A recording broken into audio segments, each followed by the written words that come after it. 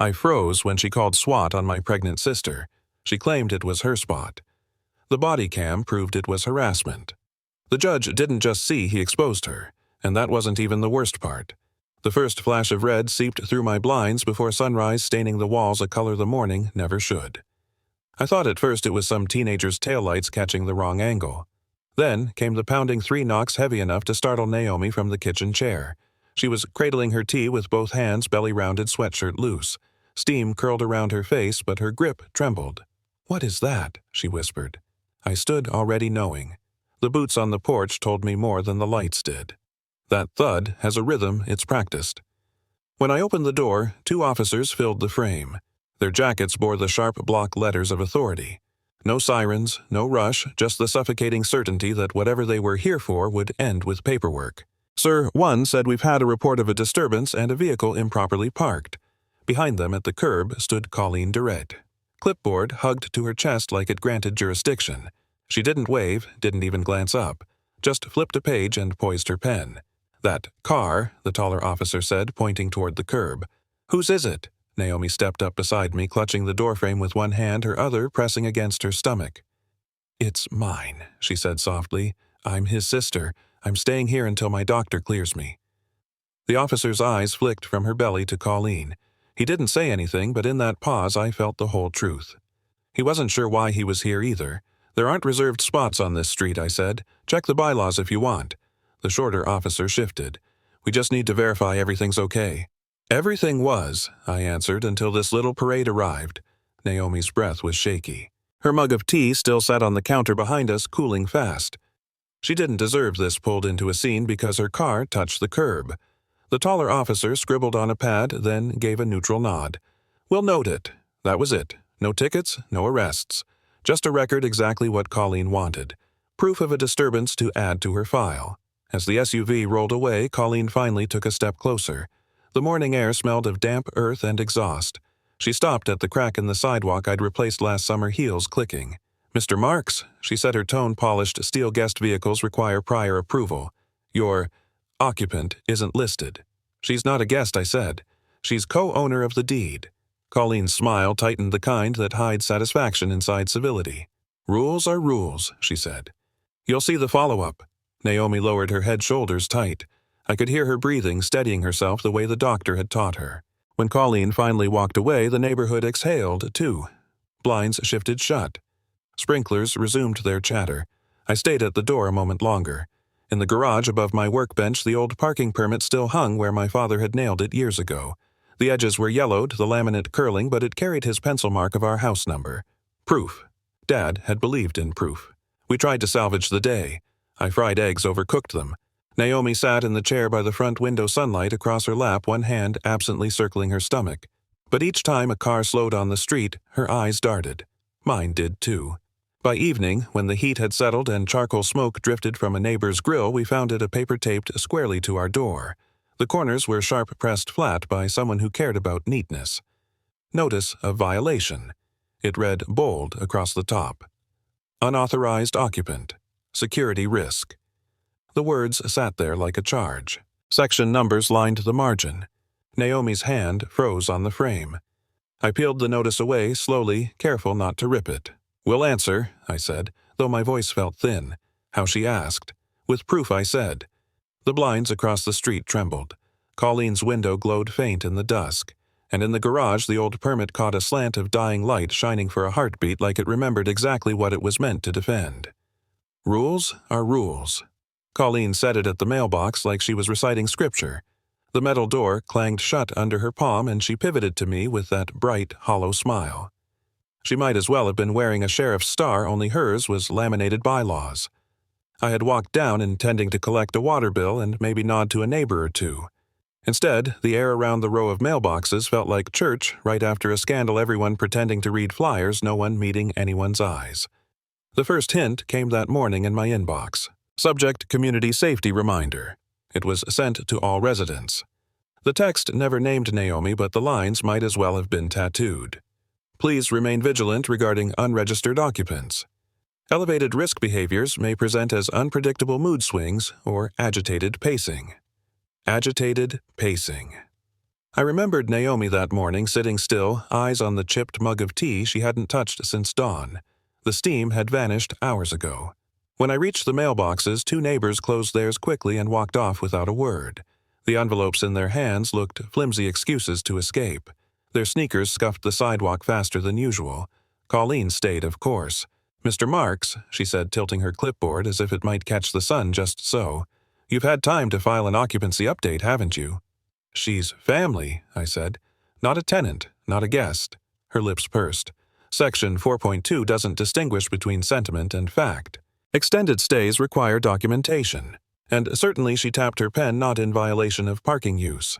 I wanted to tell her about the officer's hesitation the moment his doubt cracked her story, but that belonged to me for now. Quiet ammunition. Instead, I just let my gaze drop to the clipboard. Red ink circled a line like she was studying for an exam, only she wrote. Behind her, Mark Haynes shuffled past with his manila envelope. He muttered something like a greeting, eyes down, grip tight enough to crease the cardboard. Evening. Mark Y called, tone steady. He flinched. Evening. Then lower, just for me, careful. His steps sped his back, rigid as a board. Colleen pretended not to hear. By afternoon, the heat thickened. Naomi tried to nap on the couch, but each ding of her phone woke her. Friends from church texted vague questions. "Everything all right at your place?" She stopped answering. Her tea went cold again, untouched on the counter. I sat at the table and reread the safety notice. Its formal phrases were sharp enough to cut non-standard occupancy potential hazard. No signature line only, board of directors. But everyone knew Colleen was the one who liked her language clipped. That evening, as the light drained gold across the lawns, I tried again. I walked the block, slowly waved at a couple watering azaleas. They waved back, hesitant, half-hearted. Their smiles were quick to die. By the time I circled back to our house, the silence weighed heavier than words. Mark appeared again just before dusk. He stopped at the corner as if debating whether to keep walking. Then he leaned in, voice barely above gravel. Closed compliance review. Friday. 9 a.m., clubhouse. My jaw tightened. Closed her wording, he said, glancing around. Not open to residents, not recorded, just the board. About your sister. He swallowed, then clutched the envelope tighter. I shouldn't even... He cut himself off and walked away. When I came back inside, Naomi had shifted to the recliner, her blanket pulled up high. Her face looked pale in the lamplight. She didn't ask what I'd learned. Maybe she already knew. At the door, something white caught my eye. A fresh sheet of paper lay centered on the porch like a stage prop, waiting its cue. The envelope was stamped with the HOA seal ink crisp. I bent, peeled it open carefully. The words inside were worse than I'd imagined. Mandatory Compliance Review. Subject, Naomi Marks. Designation, Security Threat. The letters were bold, centered, unmistakable. I stood in the doorway, paper trembling slightly in my grip. Across the street, Colleen's blinds shifted just enough to know she was watching.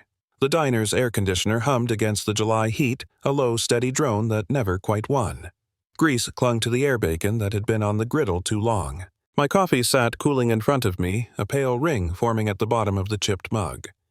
Across the booth, Harold Whitman slid a yellowed folder from his leather satchel. The corners were curled, the paper thick with age. He pushed it toward me with deliberate care, as if the weight inside might break if handled wrong. "You said Colleen called Naomi a security threat." His voice was gravel worn down by time, but still sharp at the edges. I nodded. They scheduled a closed review. No record, no neighbors allowed. He leaned back, let the vinyl seat creak beneath him. His hand wrapped slow around his own mug, steadying. They forget which rules are binding. He muttered it like someone remembering a hymn he still half believed. Then he pulled open the folder. Inside lay a copy of the original Westridge Lakes HOA charter. The ink was faint in places, clauses numbered in small print. His finger trembled, but when it landed on the page, it was firm. Section 2.3, he said. Parking rights tied to deed ownership, not board discretion. It's right here. I leaned closer, tracing the faded line. This overrides the occupancy clause. It predates it, Harold answered. Binding. They built their house of cards on later amendments, but the foundation still stands. And foundations. He paused, tapping once more, are what judges look for. I stared at the words until they blurred. Somewhere under the table my foot tapped against the scuffed tile. Harold didn't rush. He sipped his coffee, grimaced at its temperature, then set it back down, leaving a dark ring across the charter's margin. "You're not the first," he said quietly. "I saw a man lose his flagpole to that board 10 years ago. He didn't fight. Sold his place for half its value. But he studied me over the rim of his glasses. You've got more patience than heat. That's the kind that wins in hearings." I thought of Naomi at home, her blanket pulled up to her chin, eyes darting every time a car slowed. "I don't want to fight. I just want her safe." "That's what fighting is for," Harold said. He reached into the folder again and pulled free a single page. The seal of the county was faint but visible, embossed at the bottom. "This," he said, sliding it across, "links your deed to curb frontage. They can't call her car trespassing. Not legally." I touched the page, the raised seal rough under my fingertip. My father's handwriting lingered faintly in the margins, a note about easements. He'd understood it better than I had. "Protect the old permit in your garage," Harold added. "Don't lose it. Don't even leave it unattended. Prop matters. Judges like continuity, and juries like stories they can see." I pictured the yellowed laminate nailed above my workbench, the number penciled in his hand. Proof planted in wood and nail. Harold leaned forward, then his eyes sharp despite the lines around them. "Guard that paper like it breathes, because it might save you both." The hum of the diner filled the silence that followed. A waitress dropped a plate a few tables over, the clatter echoing sharp, then fading. Outside, the July sun glared on chrome bumpers. I folded the claws back into the folder with care.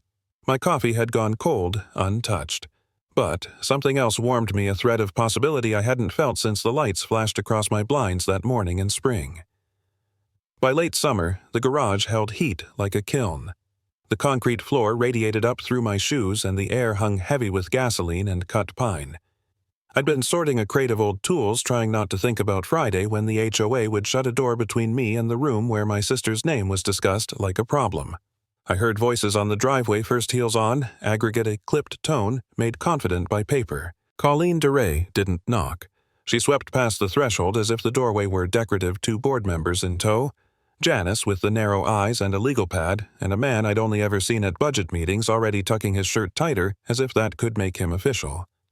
They came in, looking up, scanning rafters' surfaces the way adjusters do when they hope to discover a story the homeowner hasn't told. "There it is," Colleen said, chin angling toward the wall above my workbench. "The relic." The permit hung where my father had left it, laminate yellowed a corner, lifting the house number penciled in his blocky hand. For years, it had been part of the background, a small rectangle among coffee tins of screws and a dented oil pan he refused to throw away. That morning, it felt exposed like a photograph someone had moved into the open without asking. Invalid Janice announced pen ready. No longer recognized by current bylaws. "Not invalid," I said evenly. "Precedent. Section 2.3. Deed linked. It predates your amendments." Colleen smiled the way people smile in brochures for institutions no one ever loves. "We have to avoid confusion in the neighborhood, Mr. Marks. Old signage suggests privileges that no longer exist." From the porch, Naomi murmured, "It's Dad's, not to argue. More like she couldn't help naming it the way you say your child's name when they fall asleep unexpectedly in a new place." I didn't step between them and the wall. I didn't raise my voice. On the high shelf by the paint cans, a small camera's red dot pulsed, quietly buried in the clutter of drop cloth and masking tape. The dot blinked like a patient heart. Colleen followed my glance and didn't see a thing. "Remove it," she said to the man already turning toward Janice to dictate language. "Notice to remove non-compliant display. Reference nuisance standards. Add for avoidance of doubt." He reached up with both hands, palms flat against the laminate like he meant to bless it. The nail resisted at first. Dad had used real nails and then gave. The permit came down crooked. He overcorrected, and the plastic bent where the laminate was already soft. A crease opened along the middle, a white stress line through beige years. I heard the rip more than I saw it. The sound wasn't sharp.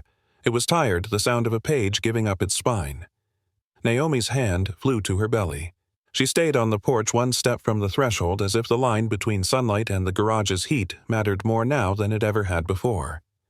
"Please," she said, and the single word held too many others behind it. "It's an invalid relic," Colleen repeated for the record, as if someone unseen were transcribing her. "We'll be happy to provide you with current guidelines so you're not misled by items that have no standing." "Standing," I said, and the word felt like a nail I didn't pound far enough. "That permit wasn't misleading anyone until you walked in here." She tilted her head. "We're just doing our job." I reached for the permit held in the board member's hands, and he let it go as if it were warm. The crease was obvious now, a pale vein running through the center. My father's pencil mark smeared faintly where the plastic had split. I set the permit down on the workbench like a thing that could still be made whole if you were respectful of its past. Per the notice you'll receive, Janice said, any further displays implying grandfathered rights should cease. Per the charter you ignored, I said, just as evenly, your notice will be noted. Colleen's smile held. Her eyes did not. They slid across the shelves as if truth could be confiscated and boxed. She looked to Naomi, offered a sympathetic purse of lips a publicist would admire. We don't want stress in delicate circumstances, she said. Then stop manufacturing it, I answered. There was a pause in which the heat seemed to have a sound. The camera's dot blinked on, off on. Somewhere down the street a lawnmower started and every second cut into the next, cleanly. Colleen pivoted the visit efficiently concluded. Expect an email, she said, and the three of them filed out like a tidy parade. On the driveway she paused to straighten the HOA badge that hung from a lanyard at her neck. I watched it settle on her chest, a small vinyl certainty. When they were gone, Naomi stepped into the shade of the garage as if entering a chapel where you don't quite believe, but hope you'll be heard anyway. She touched the torn edge of the laminate with 2 fingers. He hung it the day after the snowstorm, she said. You were 11. He swore he'd stake our claim with a nail and a promise. I remember. I could see Dad's hands, the good carpenter's hands he kept even when chemo turned nails into half-moons and left moons in the wrong places. We're still staked. I slid the permit into a manila envelope, folded the flap without sealing it, then tucked it into the second drawer, the one that sticks unless you lift slightly before you pull. The drawer closed with the exact click you can't fake. Inside the garage kept its heat unbothered by our private ceremony. I reached up and nudged the camera off.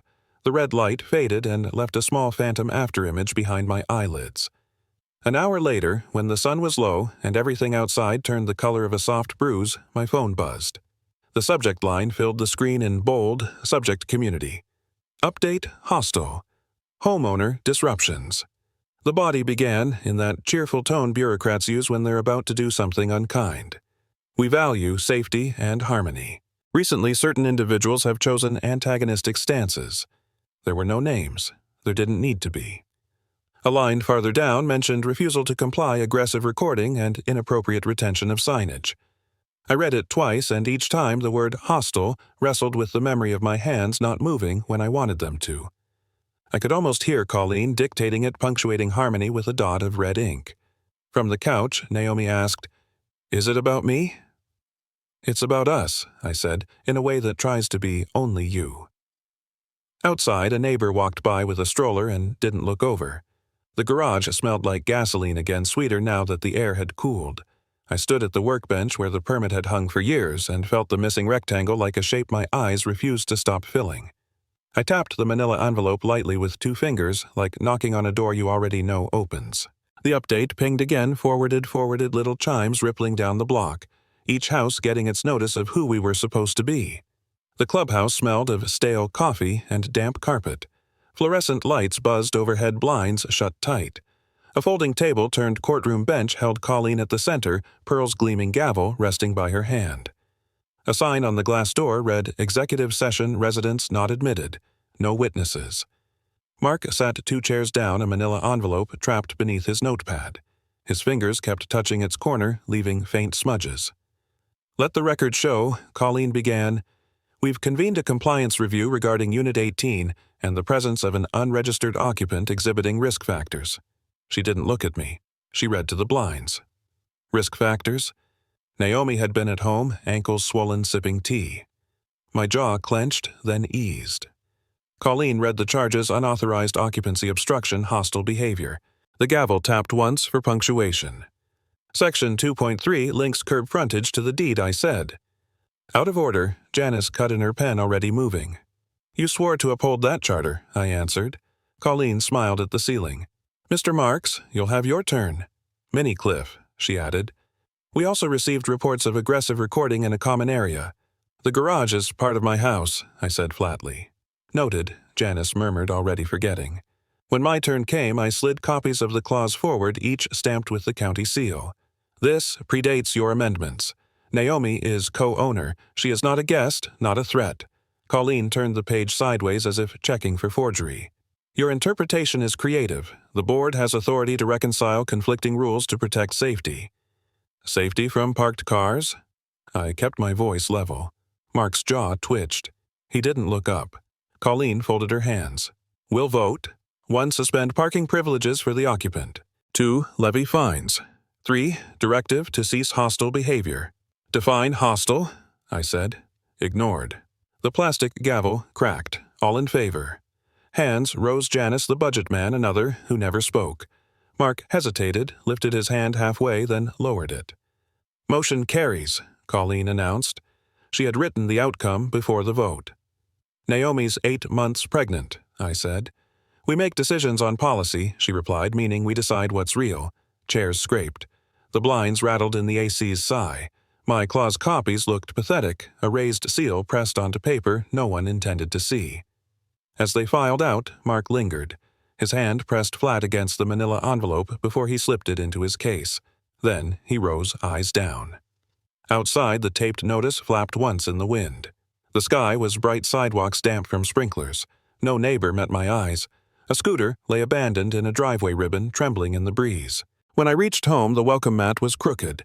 On the step, a plain envelope waited, no seal, no address, just sweat darkening one corner.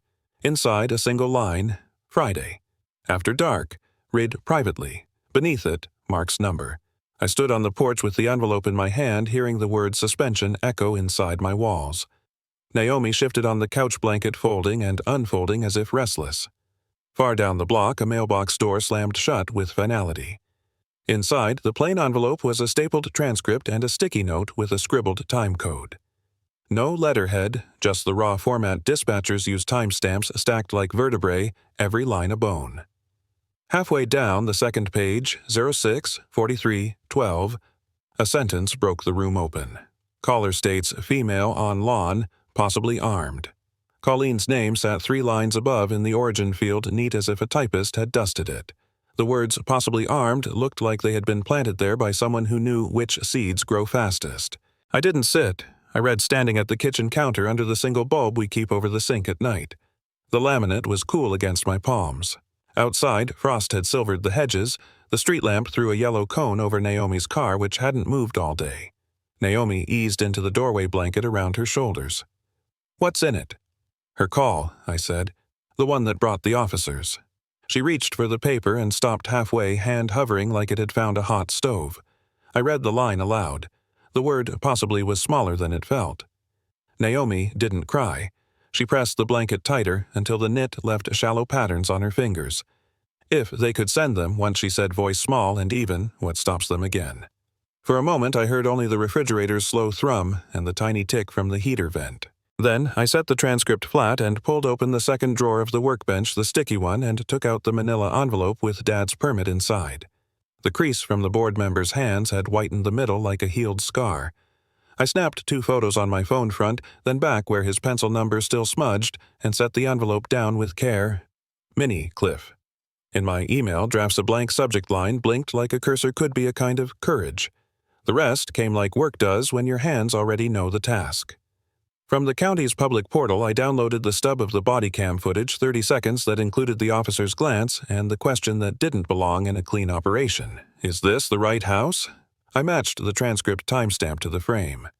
I printed the HOA charter clause Harold had shown me and cut the paragraph down with a pen so no one had to wade through filler to find the foundation. Naomi sat at the table and watched me assemble a story from paper. She cupped the warmth of the tea I'd made and didn't drink, eyes moving not with panic but with the strange fixed calm of someone who has learned how to get through a contraction by naming the seconds. You don't have to go alone, she said. I know, I said, but I have to go. By morning, Columbia was the kind of cold that talks through coats. The courthouse steps held a dusting of salt. The marble floor inside sent the chill up my legs like water. A metal detector beeped politely at the man ahead of me, then swallowed my keys like they were an opinion the building would return when it was finished. At the filing window, a clerk with a knitted cardigan and a nameplate that read M. Groves looked up without surprise. People bring paper to counters endlessly like tides. Purpose, she asked. Civil complaint, I said. Misuse of emergency services by a homeowners association officer resulting in unlawful entry and ongoing retaliation. She didn't change expression. Supporting documentation. I slid the packet through the opening transcript with the line underlined once in pencil. 2 printouts of the permit photos, the charter clause with a yellow tab. The body cam, still with the officer's eyes pointed not at me, but away toward the clipboard. The stack looked thin and heavier than it was. She thumbed the pages. "You'll need a complaint form as cover." I filled it out, I said, and placed the final sheet on top. The boxes were checked, the narrative brief, just facts, and the line that made my jaw set. Caller asserts possibly armed, no weapon found. Occupant, 8 months pregnant. She read it like she was listening, not like she believed. There's respect in that. Then she picked up a date stamp the size of a small hammer and held it suspended a second longer than the moment needed. "Minnie, Cliff? You aware this opens an inquiry beyond HOA walls?" she asked. "That's where the walls are," I said. "In the way." Her mouth did a small thing that wasn't quite a smile. She pressed the stamp down hard. The thunk traveled through the counter into my forearms, a little earthquake just for paper. She slid the top copy back to me with a receipt clipped at the corner.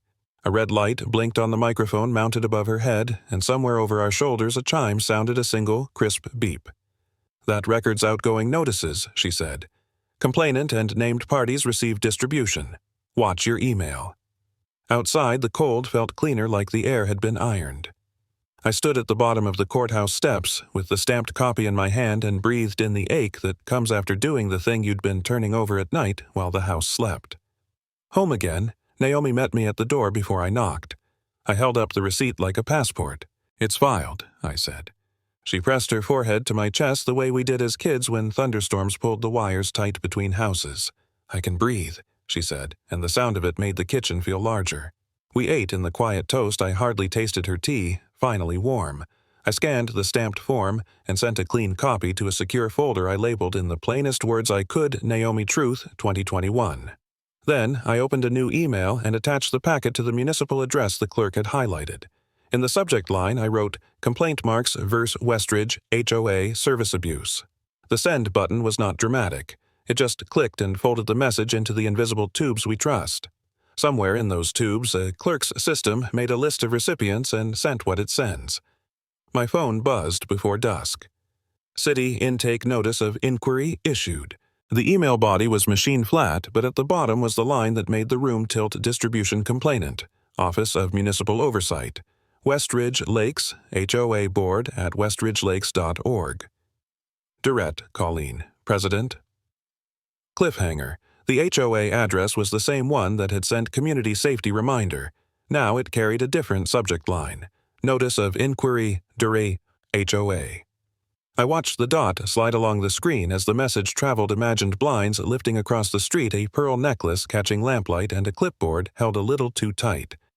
Before dawn, the street smelled like wet grass and cold paper, the kind of morning where sound travels farther: sprinklers hissing, a newspaper sliding onto a driveway with a soft slap, a lone car door shutting 2 blocks away as if it belonged to us.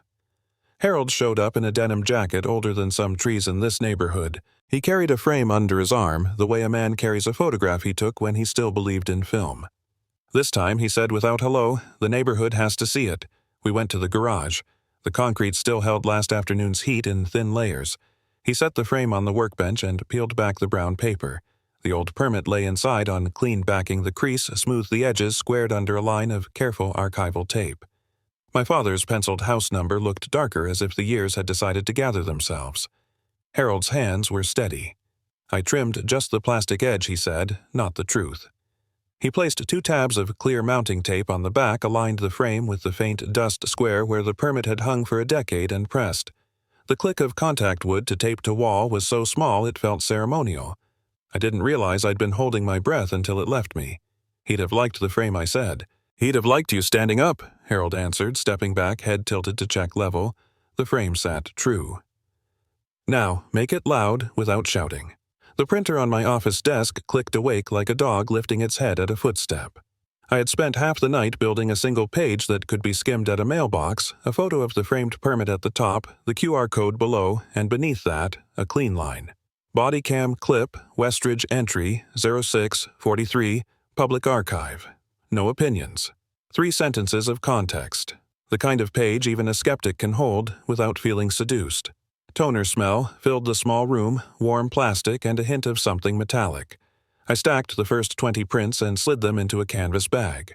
Harold watched without hovering. "Keep it to the facts," he said. "Everyone's tired of adjectives." "I'm allergic to them this week," I said. "We started at the corner and walked the slow route you use when you want people to see you but not feel seen by you." Porches were empty, but blinds cracked at the edges. The streetlights gave way to a chalk blue sky. Each mailbox door made its own distinct clang, metal on metal, some warbling with loose screws, some snapping shut like a line pulled taut. At Unit 12, a wind chime stitched an absent melody through the quiet. I slid the flyer in not-folded QR code facing up. Whispering began somewhere close. 2 voices, one uncertain one, doing the math of social risk. Footsteps approached and then retreated back into the house as if courage had misjudged its distance. Mini Cliff. At Unit 10, a porch light clicked on. No one came out. The light stayed. We kept going. I nodded at yard gnomes I'd rolled my eyes at in other seasons. Harold's breath was even in through the nose, out through the mouth, a man who'd learned not to hurry his best work. "You'll want to be ready when the first person talks back," he said. "Have 1 thing to hand them, not 10. Like this," I lifted a flyer. "Like that," he said, "and the frame in your garage." At Unit 7, the blinds lifted all the way. Alice Kemp opened her door in a sweater thrown over pajamas. She was the kind of person who organizes spice jars alphabetically and then pretends she doesn't. Her hair was unbrushed and somehow more serious for it. "I heard a chime on my phone," she said. "Woke me." 2 chimes, Harold corrected gently. "Watch for the second." I stepped forward and held out a flyer. Alice studied the top line first permit framed, then the blocky code. "Is this the footage?" she asked, voice small. The whisper, "It's the question I said. The one that didn't belong, and the clipboard." She took the page without touching me. Her fingers found the bottom edge and pressed it flat like she was stopping it from curling away. "Colleen said the video would confuse people, that without context it would—" She stopped as if the sentence itself looked bad in daylight. "Context is here," I said. "Time code. Transcript line, the charter clause in 1 sentence." Her eyes flicked toward the clubhouse at the end of the street, the glass walls catching the first shy light. She told us it was a wellness check. She said, "The second chime sounded inside her house, a tiny metallic trill from a device that wanted attention." She flinched like recognition stung. Harold's voice went soft. "Go get it, Miss Kemp. You'll want to read it." She didn't move. Instead, she clutched the flyer to her chest the way a person in an old painting holds a letter that could go either way. "I'm not brave," she said. "Not apologizing, just telling the weather. I'm—" "Careful. Careful is just brave with better shoes," Harold said. She almost smiled, then turned back inside the door, closing in a slow arc that let the air slip through before the latch caught. I heard the faint rustle of paper beyond the door. We finished the block and crossed to the lake path. The water lay dull and gray under the morning ducks, carving it into triangles that heeled behind them.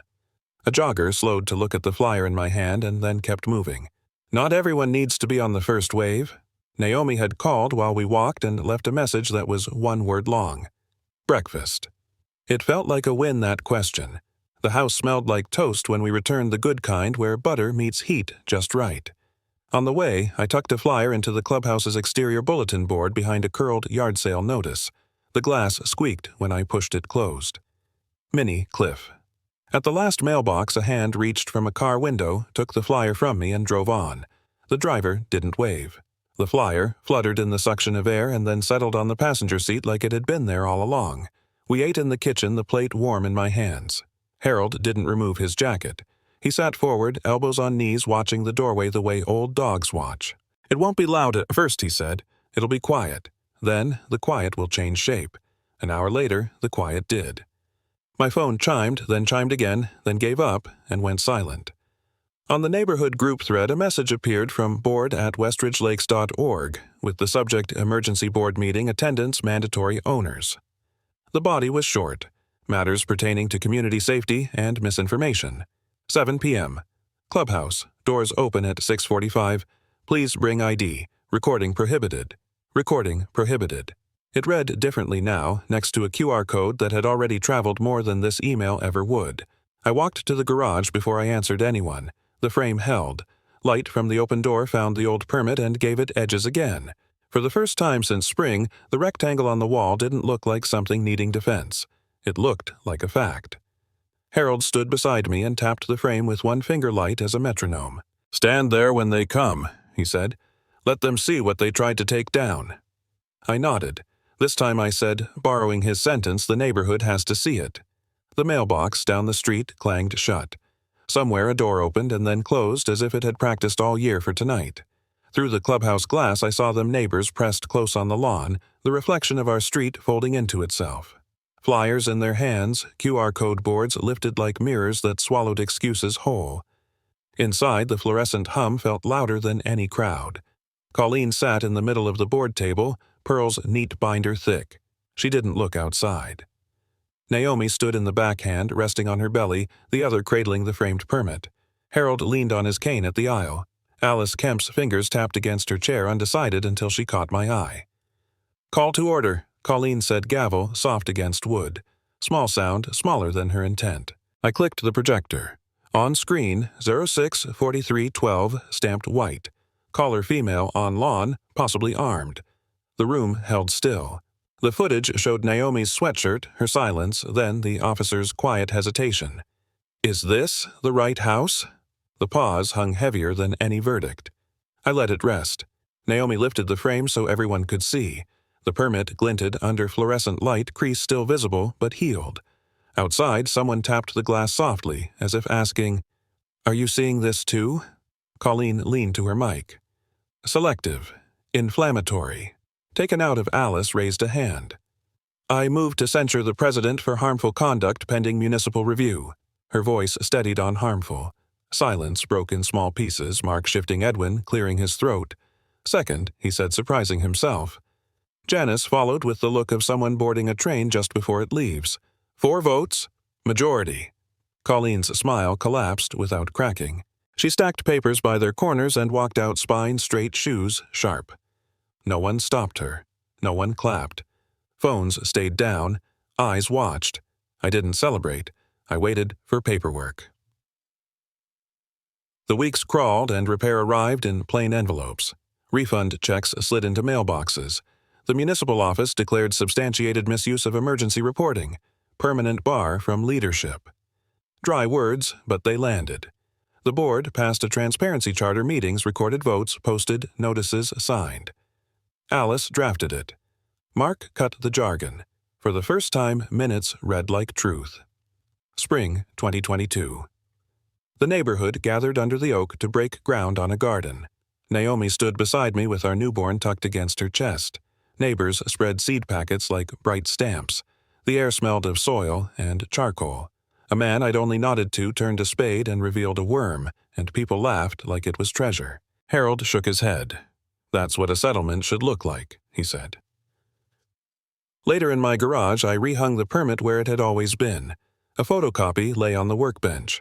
One by one, neighbors signed the margins. Alice neat mark block letters.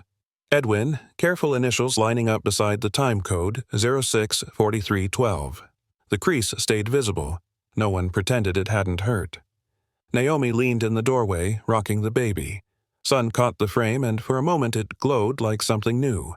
Outside, a grill hissed, laughter floated. The gavel from the clubhouse sat forgotten on a picnic table. No one used it to call dinner. The smoke rose thin, directionless, like it had been released.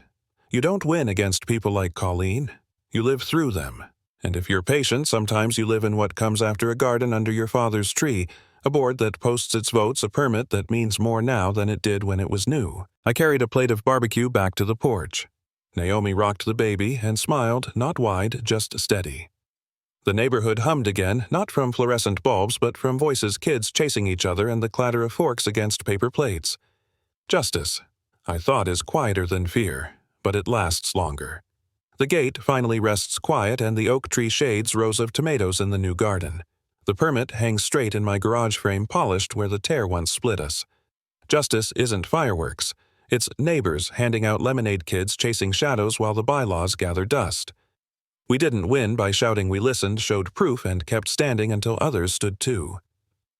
For anyone still carrying a notice heavier than it should be, remember, paper fades, but community holds. Where has your town found its courage lately?